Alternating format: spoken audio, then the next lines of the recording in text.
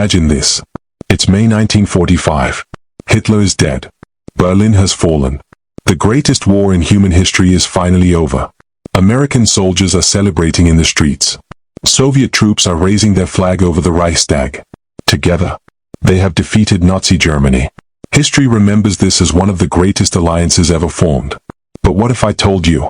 Only weeks after celebrating victory together, the United States and the Soviet Union were already preparing for the possibility of fighting each other? Not in the 1950s. Not during the Cuban Missile Crisis. Not decades later. But almost immediately after World War II. Behind closed doors, military planners were drawing invasion maps. Generals were calculating casualty estimates. Politicians no longer saw each other as allies. Instead, they saw the next enemy. This is the untold story of how America's greatest ally became its greatest rival.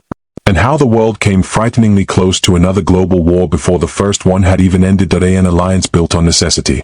When Germany invaded the Soviet Union in June 1941, Joseph Stalin faced a catastrophe unlike anything in modern history. Millions of German soldiers poured across the Soviet border. Entire cities vanished beneath bombs. Within months, Soviet casualties reached unimaginable levels. For Stalin, survival became the only objective. Across the Atlantic, the United States had not yet entered the war. But President Franklin D. Roosevelt understood something critical. If the Soviet Union collapsed, Germany could redirect nearly its entire military against Britain and eventually America. Even though Roosevelt deeply distrusted communism, he knew helping Stalin was strategically necessary. The old saying became painfully true. The enemy of my enemy is my friend. Through the Lend-Lease program, America shipped enormous quantities of military supplies to the Soviet Union. Thousands of aircraft, thousands of tanks, hundreds of thousands of trucks, millions of tons of food, fuel, medicine, railroad equipment, industrial machinery.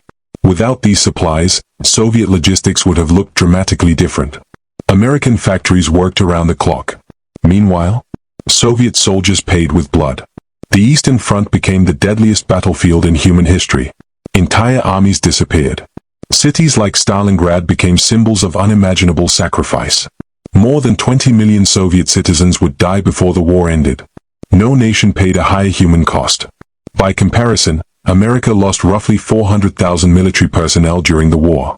The numbers alone reveal why both nations viewed victory through entirely different lenses. To Americans, victory meant ending tyranny overseas. To the Soviets, victory meant surviving annihilation. Two leaders who never truly trusted each other. Although they fought the same enemy, Franklin Roosevelt and Joseph Stalin could hardly have been more different. Roosevelt believed international cooperation could prevent future wars. He dreamed of creating a new world order built around diplomacy. Stalin believed only power guaranteed survival. His entire political career had been shaped by revolution, purges, and constant paranoia. He trusted almost no one, especially capitalist nations.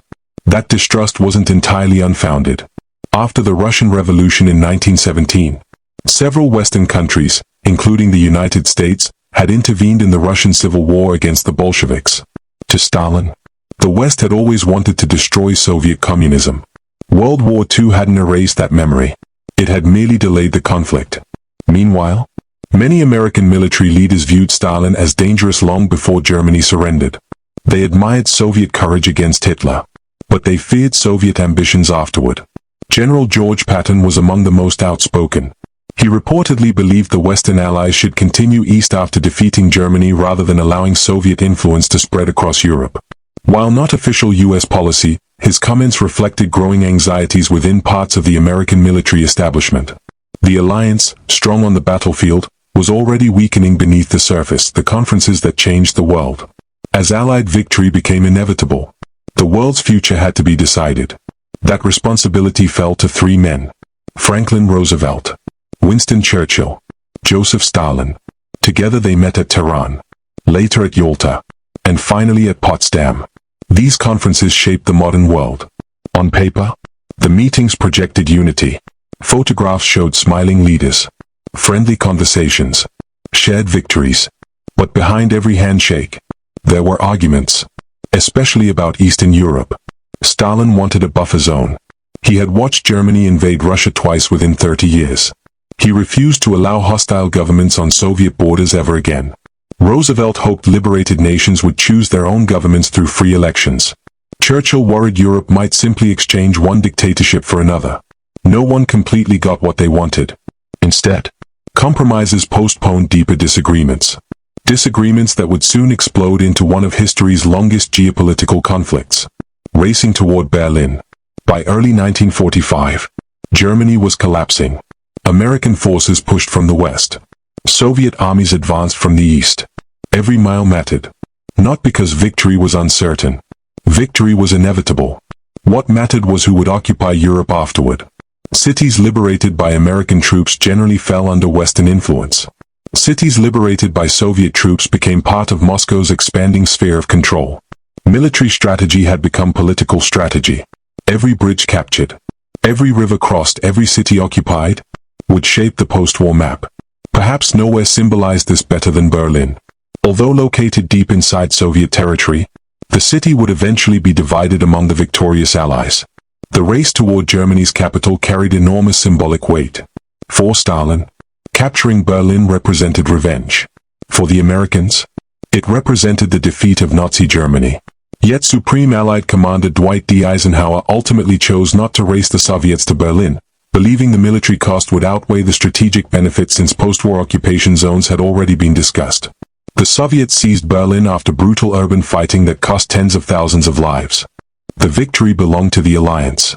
But the city itself became the first fault line of a divided Europe. Victory, but not peace. On May 8, 1945, church bells rang across Europe. Crowds filled city streets. Families celebrated. After 6 years of unimaginable destruction, the war in Europe was over.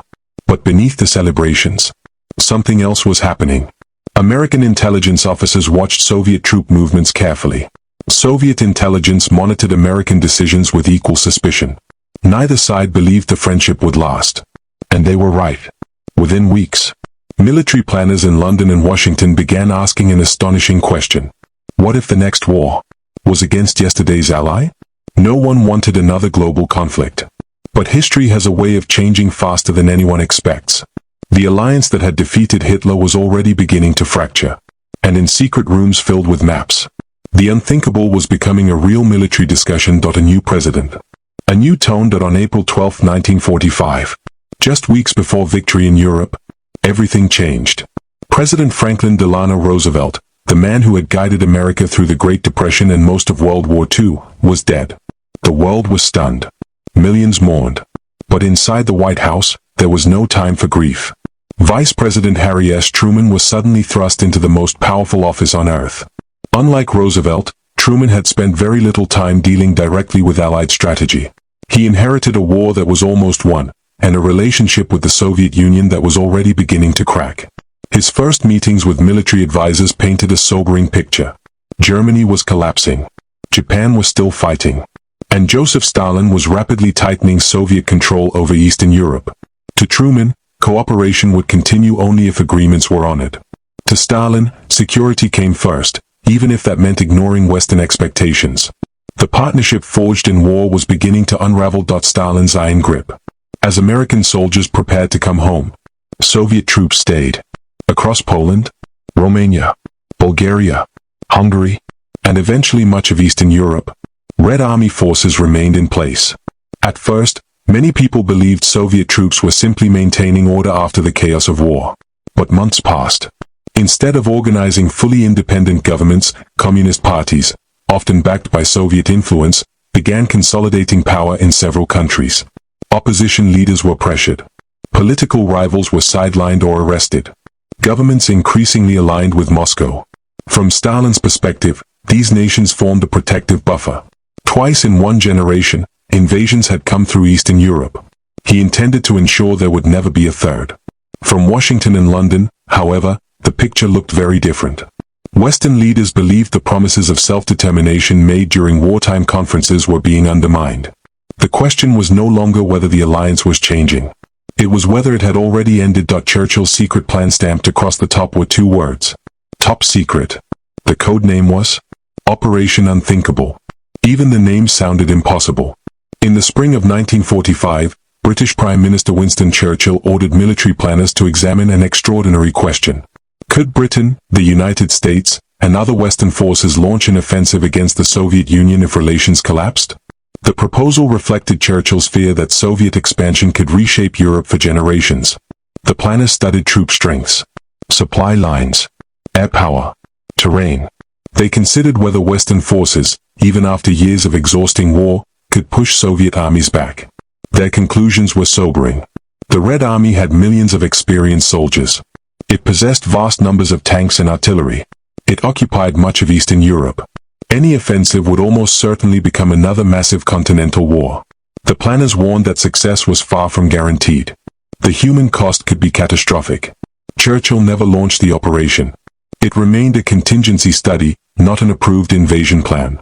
But the very existence of Operation Unthinkable revealed something profound. Within weeks of defeating Hitler, some Allied leaders were already preparing for the possibility of war with their former partner. Washington watches closely. The United States never adopted Operation Unthinkable as official policy. President Truman was focused on ending the war against Japan. Even so, American military planners also began considering what a future conflict with the Soviet Union might look like. These weren't declarations of war. They were contingency plans. Responsible militaries prepare for multiple possibilities, even those they hope never happen. Analysts studied Soviet troop deployments, industrial capacity, oil supplies, transportation networks. Intelligence agencies expanded efforts to understand Soviet capabilities and intentions. Meanwhile, the Soviets were doing exactly the same thing. Each side believed the other might become tomorrow's adversary. Mutual suspicion was replacing wartime trust. Every military exercise, every diplomatic meeting, every troop movement was viewed through a new lens. The spy war begins before the Cold War had a name. Its first battles were already being fought. Not with tanks, not with bombers, but with secrets. Even while they were allies, American and Soviet intelligence services had kept a close eye on one another. Now those efforts intensified. Agents recruited informants. Diplomatic pouches carried sensitive reports. Code breakers worked around the clock. Scientists, military officers, government officials, all became potential intelligence targets.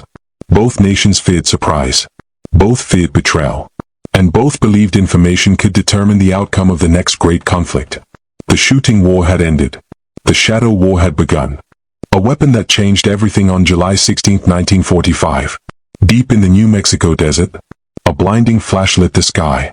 The United States had successfully tested the world's first atomic bomb. The Trinity test changed history forever. Only weeks later, at the Potsdam Conference, President Truman informed Stalin that America possessed an extraordinarily powerful new weapon. He deliberately kept the description vague, expecting surprise, perhaps even concern. Instead, Stalin barely reacted. To Truman, it seemed almost dismissive. But appearances were deceiving. Thanks in part to Soviet espionage, Stalin already knew that the United States was developing an atomic weapon. He immediately instructed Soviet scientists to accelerate their own nuclear program. The nuclear arms race had effectively begun before World War II had even fully ended. The bomb did more than defeat Japan. It transformed the balance of power. Military planners on both sides now had to consider a terrifying possibility. Future wars might not simply destroy armies.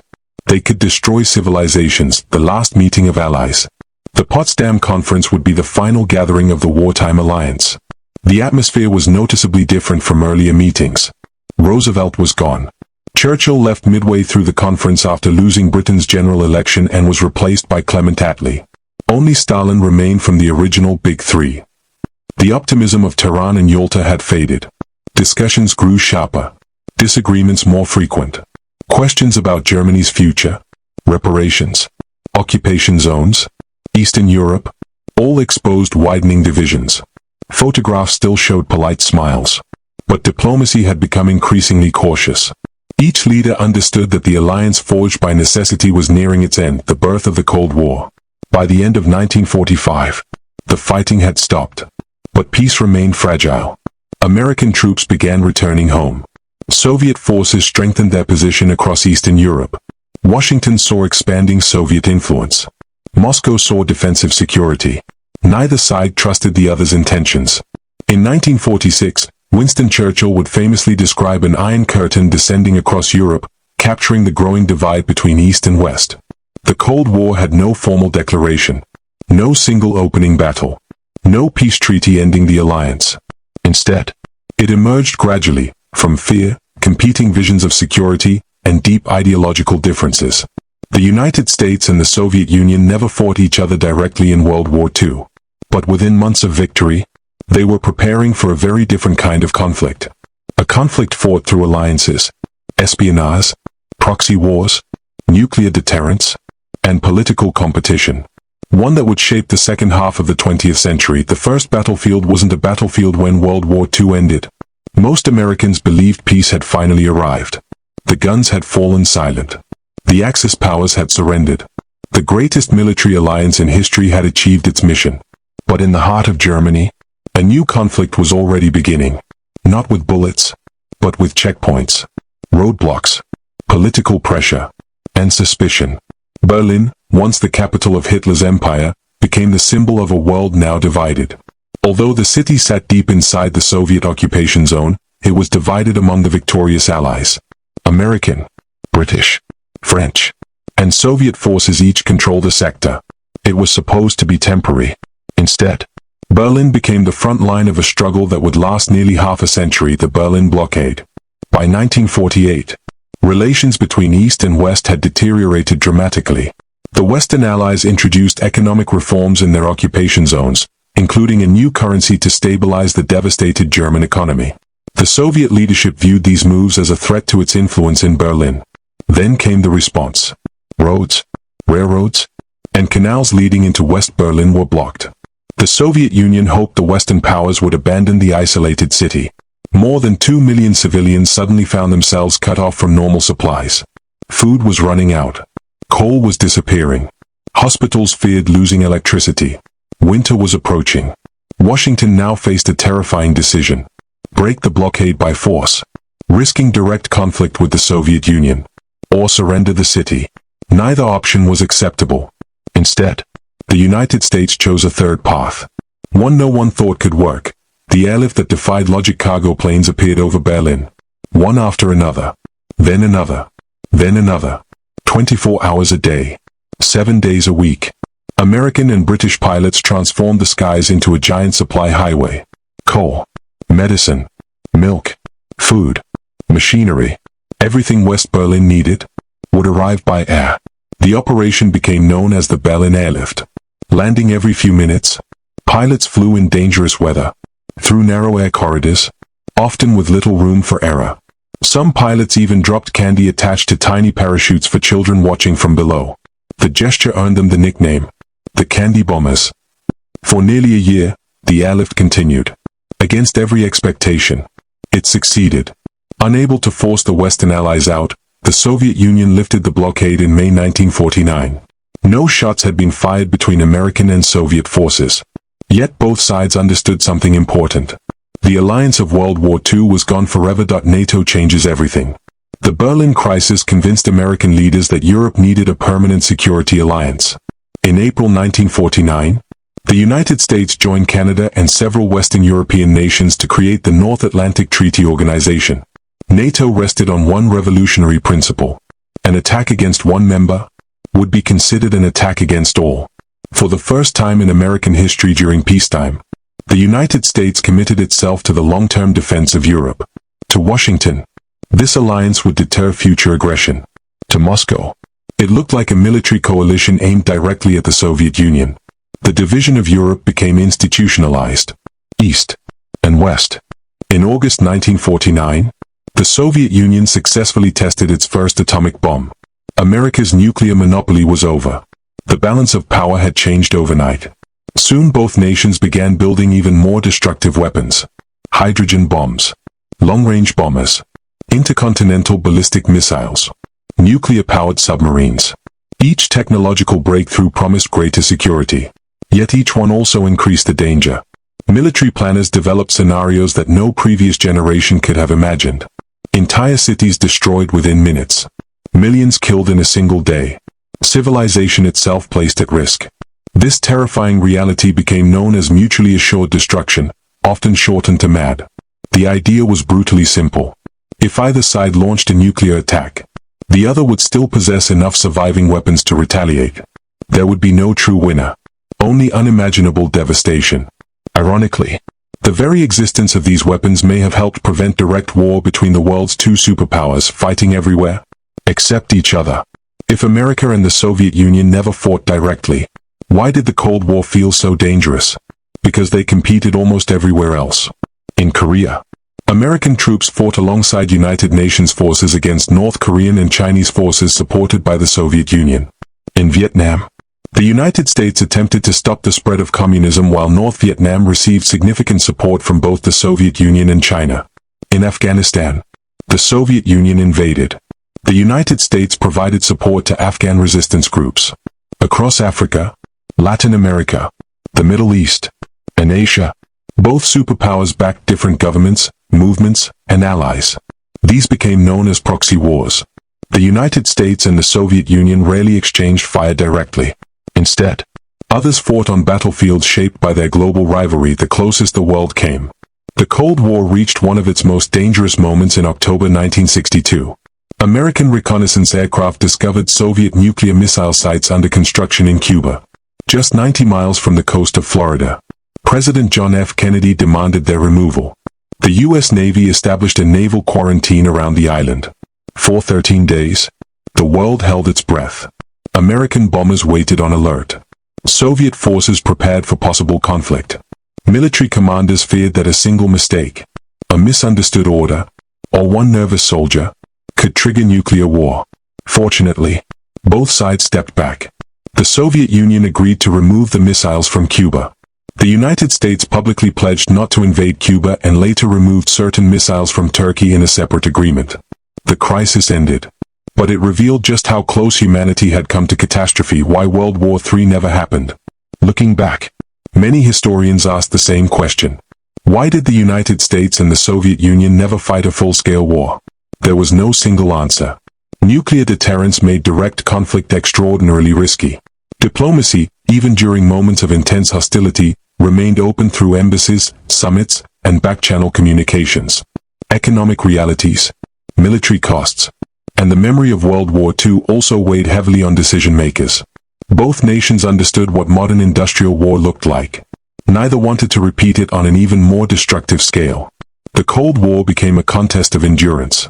Technology, economics, ideology, space exploration, intelligence, influence. The battlefield had changed. Victory would not come through capturing capitals. It would come through outlasting the opponent. The ally that became the rival. History often divides nations into simple categories: friends or enemies. But reality is rarely that simple. The United States and the Soviet Union were never natural allies. They fought together because Adolf Hitler posed a threat greater than their differences. The moment that common enemy disappeared, those differences resurfaced. Fear replaced trust. Competition replaced cooperation. An alliance born from necessity became a rivalry that shaped generations. Children practiced nuclear drills in schools. Families built fallout shelters. Scientists raced to the moon. Spies operated in the shadows. Presidents and premiers carried the weight of decisions that could determine the future of humanity. For nearly half a century, the world lived under the constant possibility of nuclear war. Then, in 1991, the Soviet Union dissolved. The Cold War ended without the direct military confrontation that so many had feared. It was one of history's most extraordinary outcomes. Two nuclear superpowers had spent decades preparing for war, yet somehow avoided fighting each other directly. The greatest lesson of this story is not about weapons, or politics, or military power. It is about how quickly alliances can change, how easily mistrust can grow, and how fragile peace can be. The United States and the Soviet Union stood shoulder to shoulder to defeat Nazi Germany. Months later, they stood on opposite sides of a divided world. They never fought each other in World War II.